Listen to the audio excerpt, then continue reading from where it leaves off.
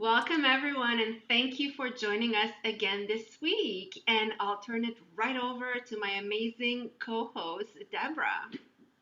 Wow, so she said amazing today, people. She's in a good mood. If you were watching and seeing her, you would see she is like on fire. I got on the Zoom today with her and I'm like, "Ooh, look at your energy." So awesome. Well, welcome and thank you again for watching us, listening to our show. And I am really excited today because it is something that is very near and dear to my heart. And Caroline, I work with you quite a bit, and we've got these new projects that popped up this year. And I think it comes down to a lot of different things, but it's a perfect conversation to talk about in relationship to our visitor today, our speaker, because this woman has incredible work ethic. And I know that we're going to talk about her life, and she's going to talk about, a little bit of advantage that she felt that she got from being an immigrant and how she applied that. And we were just talking about how our grandmothers are very similar.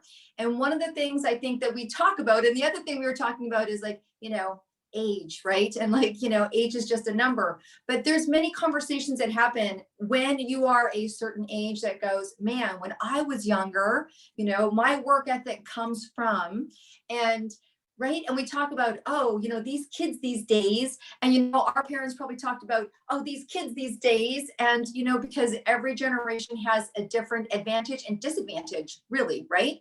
Like I think they always talk about the third generation in a large successful corporation. So there's the grandfather that started it, right? And then there was the son that took it over, and he saw his father work super hard. And then sometimes when it gets to that third generation, the company falls apart because there's a break in that lineage of working hard and knowing what it was like to grit and grind and build it. And gosh knows the three of us know what it's like to grind and build it. But I don't know, when you think about work ethic and how that's changed, right? Even we are still the same. I mean, I think I'm still the same. My grandmother's like, girl, like non-negotiable. My grandmother was non-negotiable, right? It's like if there was something meant to be done, you didn't dare say, I was tired or I don't want to, or, and we talk about that generationally. And so, I mean, this is one of the hardest working women I've ever met. What do you think when it comes to work ethic? Like how's that land for you? Well, I always had a really strong work ethic. And now that I'm thinking about it, my grandma was the sweetest, most gentle thing on earth, but she was also an immigrant. So, yay, I'm part of the group now. Uh, but she did immigrate from Puerto Rico. And but I think that my work ethic comes from the fact that I was raised with a single mother, and I've seen Mm, her do everything. Like she raised me as of 9 months old. So I've never seen, tasks being divided. And for me, when I was younger, if I wanted spending money, I had to go get it. That's simple. When I look at my kids now, they have to find my wallet. But back then, I remember, I think I started babysitting. I was like 9 or 10. When I was 13, I started working. I was working in a big corner store that had 12 gas pumps and everything. I'm looking at my 12-year-old that will turn 13 in a few months right now, and I'm like, thank God she's not doing that. She would be so not ready. So I think it was different generation and everything, but definitely our work ethic was different. And I think back then it was just like, first of all, it was easier to get a job. Second of all, we were not as sheltered, as we are sheltering our kids now. And maybe it's, a part of it is us now wanting to give everything we did not have. So I don't know. And then at the same time, I'm trying to instill in my kids work ethic, but it's hard because they have everything they need and they want. So it's a mhm. bit, divided between both. But I do trust that when you are raised with certain values, when you're on your own, you will eventually, apply those values. So I do think that my kids seeing me work and being an entrepreneur and getting up in the morning without a boss telling me get up and do your stuff, I think it will instill something in them. But um, I'm going to introduce our new speaker. Absolutely, absolutely. It's a coffee table subject, right? Because it can go back and forth, depending on how old you are, depending whether you have children. right? Depending on whether you have children, depending on what kind of person that you are, whether that served you or didn't serve you, right? A lot of people rebelled against being told what to do. And so very interesting. I think it's an ongoing life. And as things get what people think is easier, right? Like technology, right? Do we get lazier? Ooh, I don't know. I think I'm gonna leave that one for Angela. Yeah, so let's welcome Angela Martini, who's an amazing, powerful woman who actually really started to have to look after herself very young.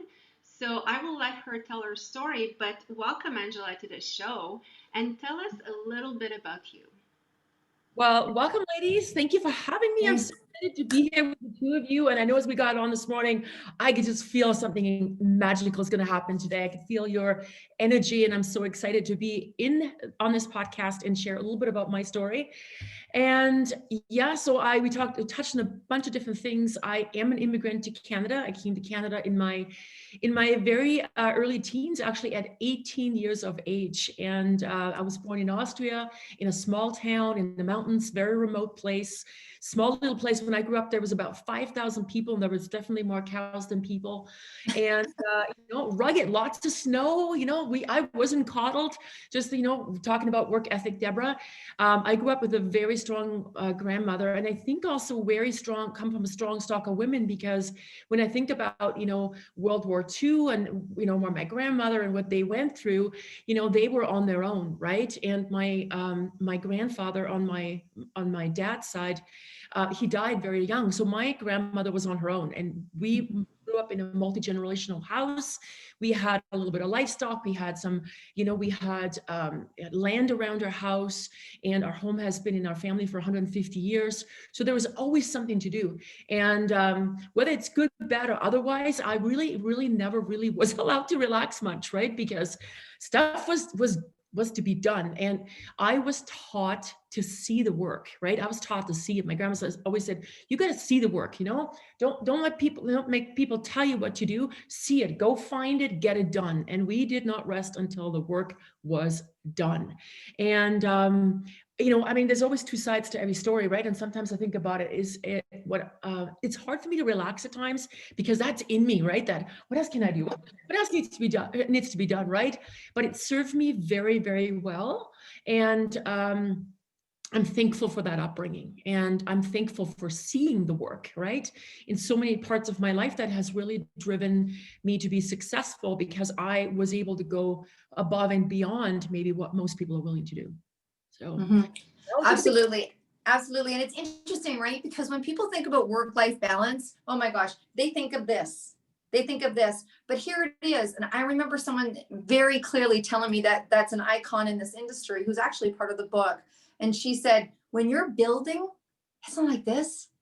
Mm-hmm. Your personal life and your business, it's not like this. When you're building, when you're inspired, when there's something that you're going to create, it's going to be like this. It could be like this in one day, but if you are on purpose, if you are on vision, and you have a picture of something that you want to accomplish within an amount of time, this is very rare. This beautiful circle of the yellow part is my personal life, the blue part's my work, the red's my family, the green's my exercise. That is not the case. A balanced life can be very different. You can get self-satisfaction in small moments and times in all areas, right? So, and it's a matter of seasons, right? There are always seasons in life. And that is one of the most powerful things I ever heard, even in relationships. There's seasons. I had a mentor early on in my network marketing career who was a pastor in his past life, but then he realized, you had to be very religious to be a pastor. So it didn't quite fit into his. He was a brilliant mentor and a brilliant coach. And he said to me, sometimes it's winter, and sometimes it's winter for a long time. Isn't this where we are in this time in history right now? We're right. A little bit right. So we have certainly seen the balance go off. But like you said, when you're inspired in one part of your life, the energy will flow in that direction, right? And then there's always a cost and a payoff to everything that in everything that we do. 100%. Yeah. Well, there's definitely one huge thing that I already got from you right now, or from your grandma. see the work. Yeah. I will actually teach my kids that, see the work, because I think this is so, it's strong, because it also teaches you to be proactive and not just to wait for stuff to get at you. You need Mm-hmm. to look at what is there to do. And I think it's probably a huge thing that made you an entrepreneur. It's to always seek, okay, what can I do there? What can I do there? What can I do there? And not wait for opportunity to come knock at your door. Mm-hmm. So how did you start in business, Angela? So I started in business in different ways. So I also worked when I was 13, 14, 15, right? Just back then, that's the way it was, right? Nobody Mm-hmm. had to be age to get a job. So that was fairly easy. At 15, I had I actually finished high school very early because in Europe you can go through different levels. So I finished high school at 15. I had a full-time job at 15 actually. And my first job was in a shoe store. And so hence the love for shoes. So if you ever walked into my shoe closet, I'll come by it honestly. And that was my first, first thing. And then from there, I always had little things on the go that I like to do. I like to sell things and make things and create things. And eventually down the road, once I came to Canada, the very first thing that I did is I came to this land. I thought, okay, so what am I going to do here, right? The cool thing was that back then, and as an immigrant back then, really, you had to come here, you were on your own, I had no financial support from the government, nothing whatsoever. Within 2 weeks, I had my social security card, and it was, let's go get this thing done, right?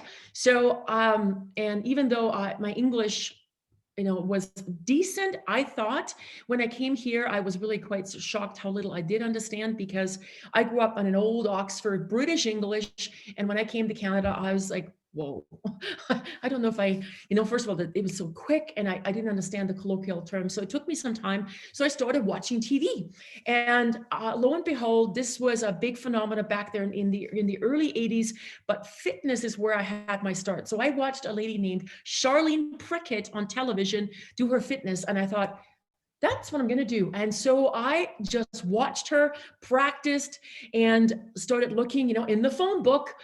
There are fitness studios like this in Calgary. And I found one. I had to get on 2 buses and I don't know, walk so far. But I went to the studio and I went in there.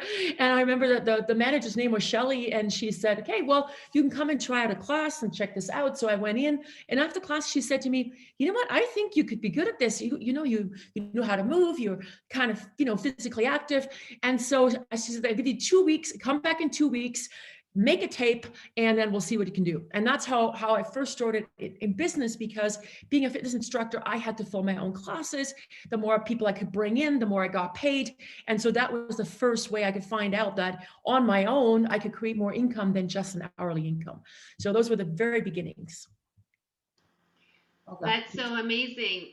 Deb, sorry, you're muted. There you go. See, I take instructions well. So, I mean, I think we can both easily see, because we're in the same, sector as you for one of our businesses in relationship to that internal self-drive. I know one of your passions is working with women. And I know that we talked about like that kind of when women are hitting that 40 place and onward and really reinventing themselves. Like, what is it about that sector? What is it about that group of people that you want to kind of get in and help shift? I think for me, just in my 50s now, the last couple of years, right, Mm-hmm. that come with that, the actually unexpected feelings and emotions that come with all that, right? And this opportunity for rebirth really got me motivated and excited, because it seemed it after all the things that you go through, it kind of felt like the world is now my oyster again, right? And one of the most exciting things that I love about the business that we're in is, and you guys probably echo this and have seen this, when you bring a woman or you bring somebody to an event for the first time, and they experience, especially an event that's not local, okay, and they experience that hope and that possibility, and see themselves or see other women achieve that never thought was possible for them. When that washes over them and they get that feeling, and they can never unsee, unfeel, or unhear what they've just experienced. I live for that. Like, I just live for that. I live for that moment to see that woman, you know, see possibilities for herself. Because when a woman changes and rises and, you know, puts that both feet in the ground or cast that rock, it creates a ripple effect, right? Women cause a ripple effect in their families, you know, in their relationships, in their friendship groups. And to be walking alongside someone on that journey is, for me, is one of the most exciting things about what we do. Absolutely. Well, I think that it's pretty clear that helping other people is, you know, is runs through your veins, right?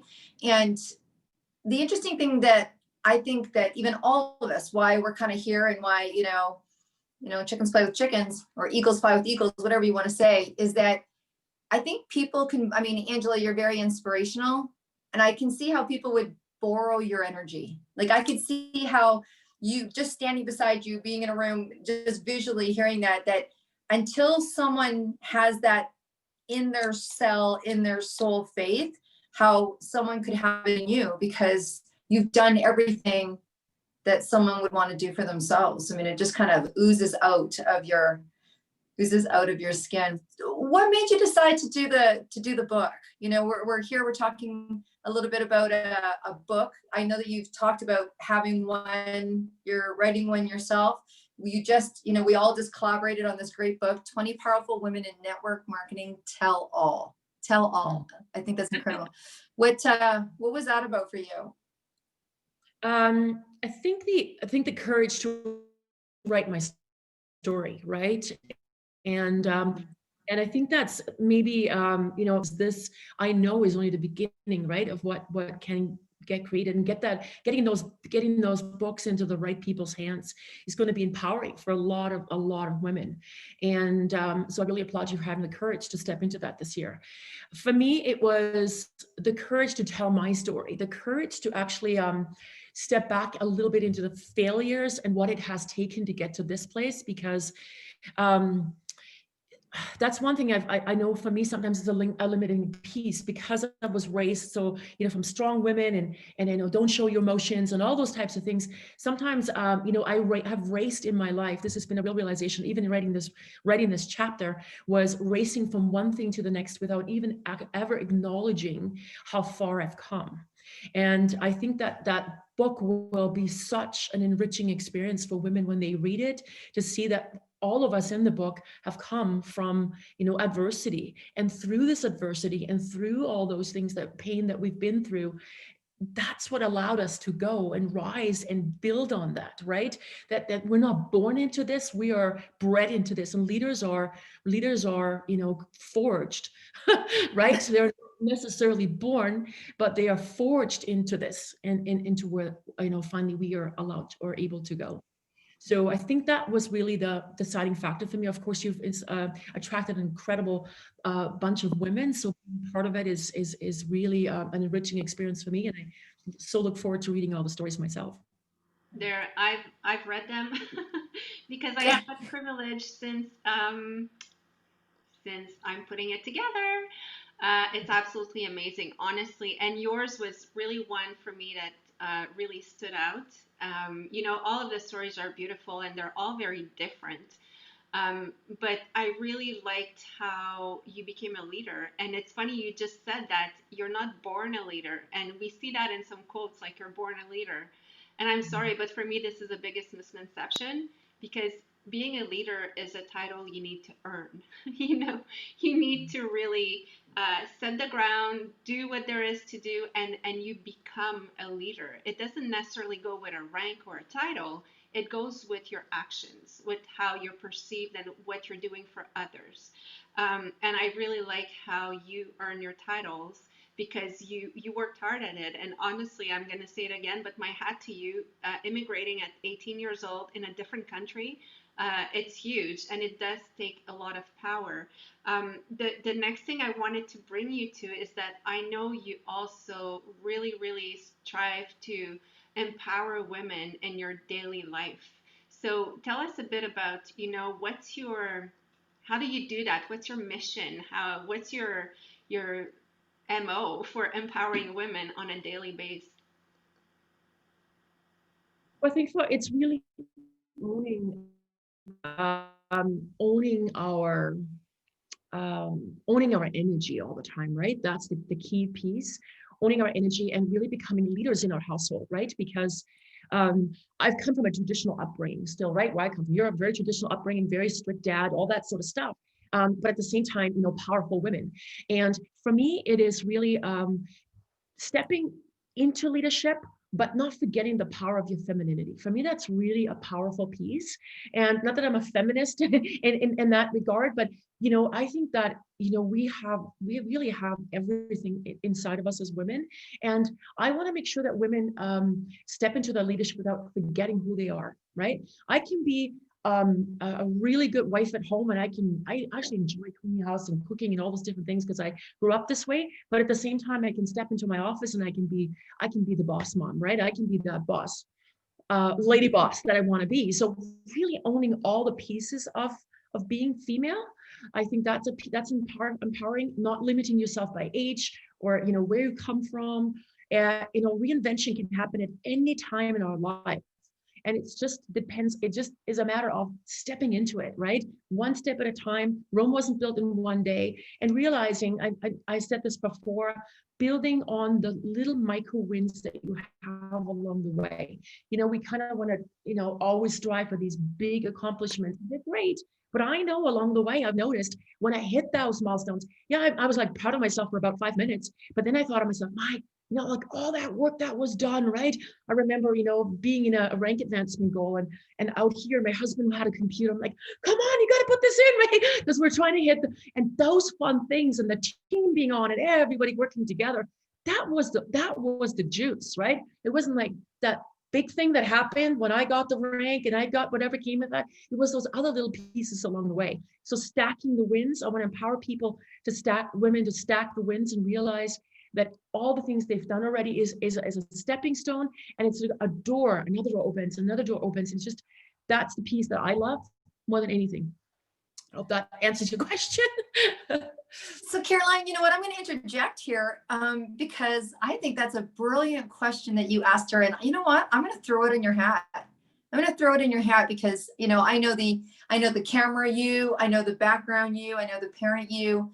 And I think it's very interesting, Angela, and I think it's a common thing for women to, I don't know how often we stop.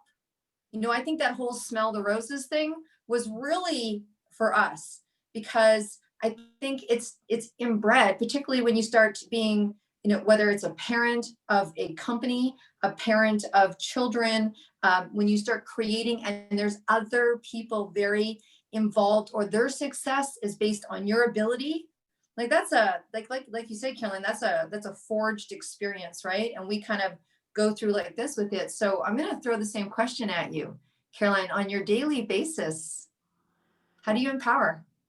Well, I call my friends. No.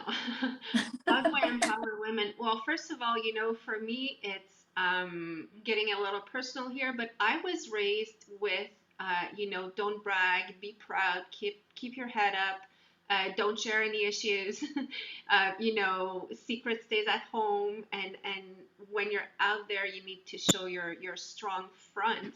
So I was really raised this way, and it served for the time that we had to go through everything. I was raised only with my mom and my sister, but that when I started to get out and started to wanting to get bigger and create more and empower, I was always fighting the idea of like, don't brag, keep yourself on the same level as everyone. And I would downplay myself quite often because I did not have always the right connections. And when you don't have the right circle around you, quite often, how they say you're the average of the 5 people you're with. If you don't choose your 5 people right, well, you're going to be the average of that. And sometimes it's almost like you're making yourself the average of that. And for me, I lingered in there quite often. But I would say since I joined network marketing, it really, really showed me how, because it's a complete different industry where people are actually lifting each other up instead of pulling each other down to, stay on my level because I don't want you to go too high. We're really lifting each other up. And for me, that was my first experience with other women having this relationship. And I'm so grateful for that because it also taught me that, don't downplay myself, and share everything that is good for me, successful for me, empowering for me. So I'm really on a daily base. I try to do that, whether it's like little texts to friends, just being like, "Hey, girl, you're amazing. You're wonderful. You're beautiful." Just saying hi to people. I used to be like, "Good morning." Now I'm like, "Hey, beautiful. Hey, gorgeous." And I put compliments that I think of when I reach out to people. But I find that all of these little things, first of all, for me, it's really liberating because I've always thought that, but I was always careful not to, throw it out there. And for people reading it, it's also so empowering. And actually, Deborah, you were a great mentor in that area because you taught me how to, um, share praise, share good tips, share. And it's the mentality that I had to change is there's enough for everyone. So when you share success and when you share great tips and tell all and all of that, it's going to come back. It's going to come back and it's going to make you feel more empowered and everything. So empowering others also empowers you. So that's really on a daily basis. That's what I do. It's just little things. I can't name huge things of like I do that because it's in my little daily habits.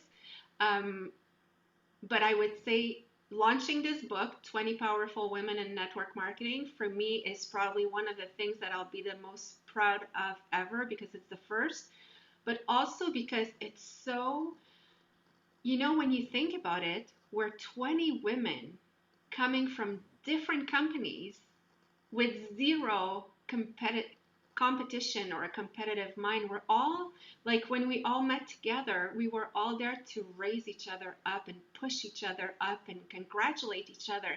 That's pretty rare. If you look in any business, especially women, we tend to be catty sometimes, and that's just a reality. I'm not gonna pretend it doesn't exist. But bringing that together to empower other women, and it's going to be empowering for men as well because in the end we're all humans. But for me, if I look at a huge project that I did was that, and that we all did.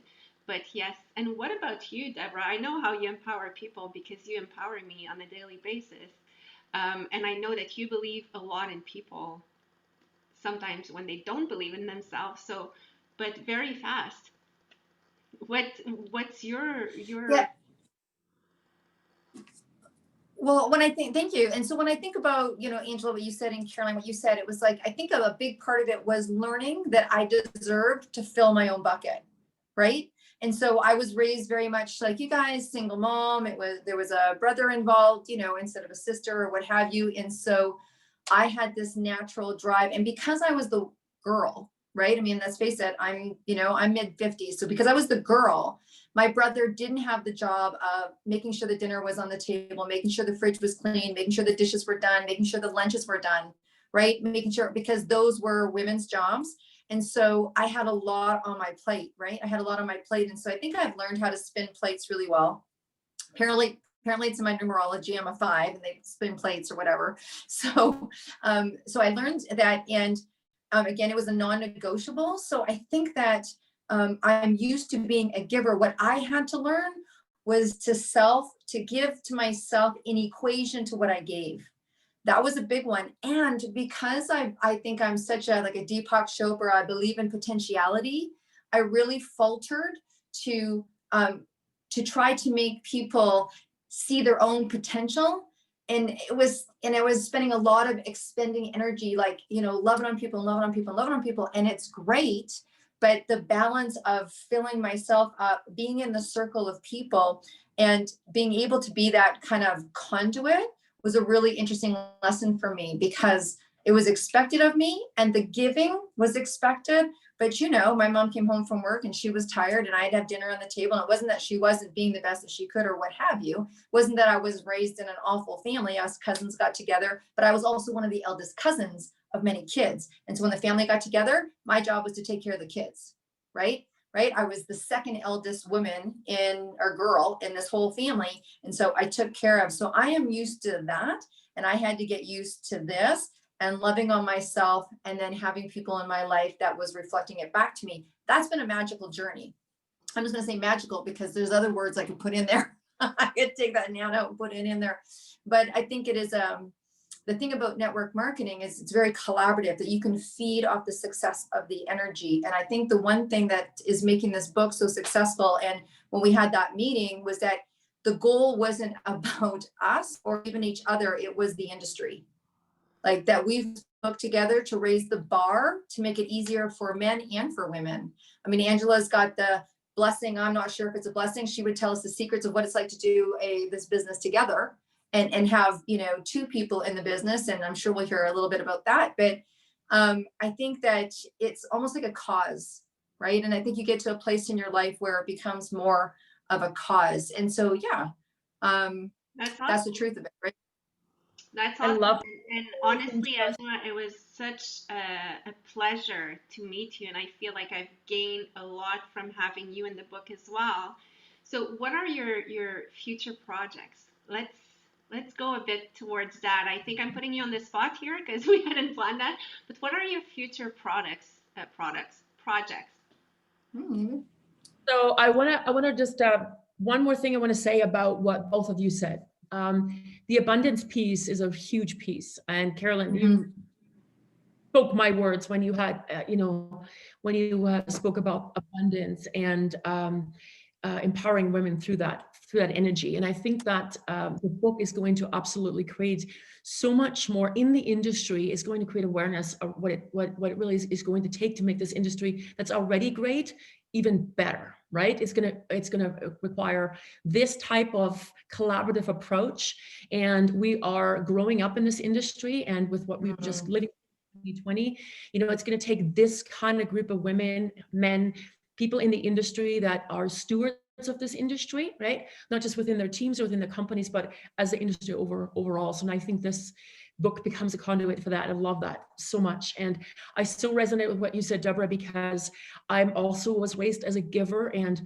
I'm still on the journey of learning where to draw the boundaries there. That's always for me that I'm working on, and that's one of the future projects I'm working on for 2021 is creating more of that balance. For myself, because I'm Austrian, I'm German speaking, I'm working on a project right now that's going to help empower women in that market.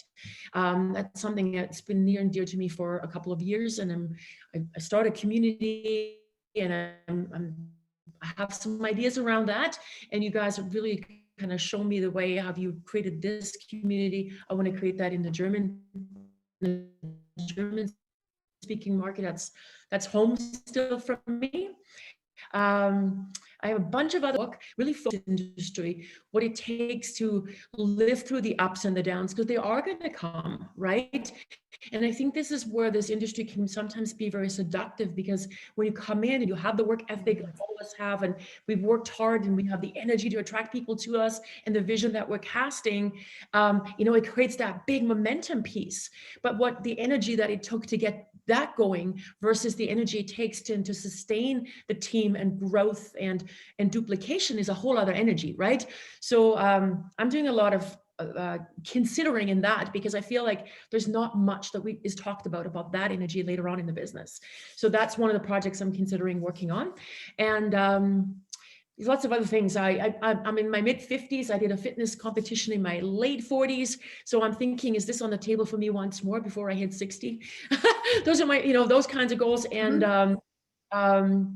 personally, there's a whole bunch of other things going on, but this is what I love about this industry. It makes us think outside the box. It makes us not have to, especially as women, we can have success here at any age. It's the great equalizer of all people, no matter where you come from, what your education is, your family background, all the things you may have happened to you in the past. It's the great equalizer. And at any point in time, you can choose to step into that next level of success by, choosing and growing that mindset to get us there. That's fabulous. That's fabulous. I love You know what? Here's what I love about talking to someone like yourself, Angela, who's got history in this industry. And we're talking about the network marketing industry, right? And how, and the side benefits that it teaches us. And as you grow up in this industry, because it really is an interesting sector, it's very different than going to work for a company, right? And so as you grow up in this industry, it actually opens the doors outside of what we do, right? It does make you continue to think, and it does take age off the table. You know, that age is just a number, like you've said, because I think the more you grow up, I think the more you come into your own, actually, the more you do see. And all, you know, and you thinking about having a physical, it's funny because I'm thinking of doing a physical goal as well before I hit that number.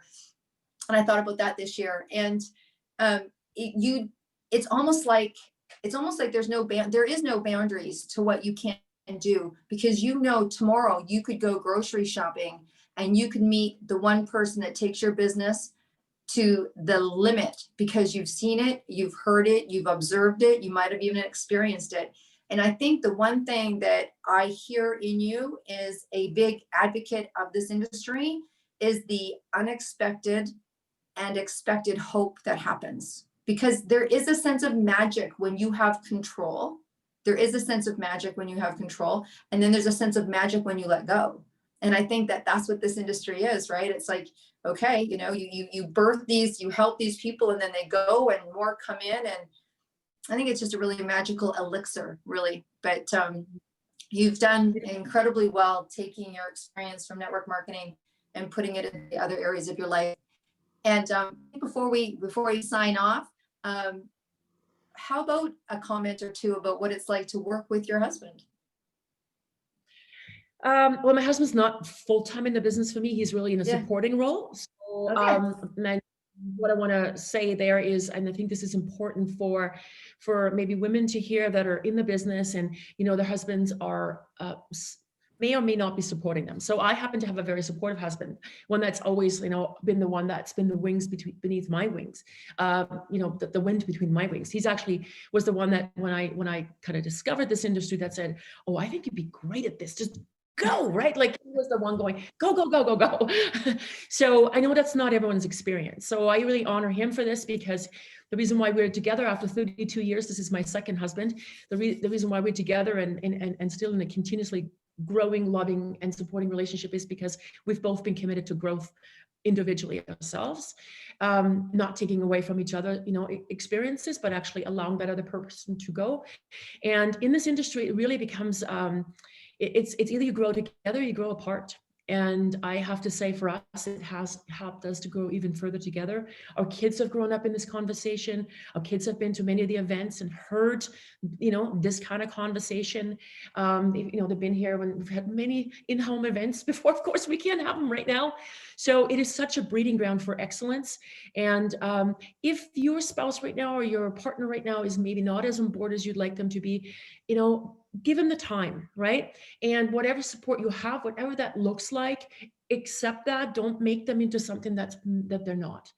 I see that a lot in our team. You know, women kind of see how my husband is with me, and or they see other people and they go, well, why isn't my husband doing this? And that you got to give that time, and you got to allow them their experience, right? So I count myself very, you know, I don't want to say lucky. It's just what we've created. You know, that's the basis of our relationship is it's based on support and growth. So, you know, and honestly, the onus, I would say to women this, once you show him the money, I'm going to tell you, or partner, they're going to have a very different attitude towards the business. So get out there, get the work, show them the money, and then I'll guarantee you that the support will be very different. So that's how I see that whole piece. That's awesome. That's awesome. It's a great way to close. Well, you know what, Caroline, I'm going to hand it over to you to close. It was such a pleasure, Angela, getting to have even more of an insight. I can't wait, and hopefully we will be able to support in, you know, at least one of your projects. And I know that there's more books and more podcasts and more media to do. Absolutely. Glass of wine. So yeah, and that's what I want to tell you, Angela. You need to be out there because you are so inspiring and interesting, and we loved having you here and in the book. And I feel privileged that I know you. So thank you for all of that, and thank you for all your pieces of wisdom, especially with, well, a lot of things, but especially in the couples. And I love actually, when you said we're just lucky, you said no, we're not lucky. Actually, we chose it, and that's such an important message, because yes, luck exists at some to some extent, but life is about choices, and you reap the benefits or the rewards or the not so good things of your choices. So you guys chose to grow together and support each other, and that for you, for this, I raise my hat. Congratulations, it's amazing.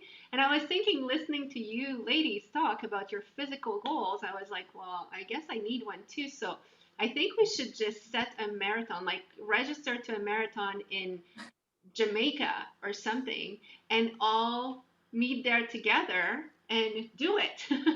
I'm not sure there's a marathon in Jamaica, but whatever. I just said that, an exotic place just to go and Mhm. do all of that together. So that could be one of our projects for 2021. It could be. It could be. I was thinking Ireland, but that's okay. Ireland, I always there. Ireland actually makes way more sense, and yes, it would be in Europe. So And then we can go somewhere else. Yes, then we can pop over. Then we can, okay. So then after the marathon, then we're going to pop over to Germany and launch the book. There you go. Okay, we better stop talking. People are going to be like, what? yeah. All right. Well, you know what? If you have suggestions to send us into what event we should do, please send it. We will put Angela's information on the podcast. Angela, is there a website or email address that you would like to share if anyone wants to reach you? Yeah, people can reach me, of course, on all social media channels. Angela Martini on Facebook. Angela A. Martini is my website. So AngelaAMartini.com. Reach me over there, and would love to connect with you. And this has been such a good for me this morning, ladies. Thank you for this platform. Thank you for the time. And I know after today, I feel even more inspired to step into this next year. Awesome. We'll sign off. Well, thank you, and we'll see you all next Okay, time. so just when you're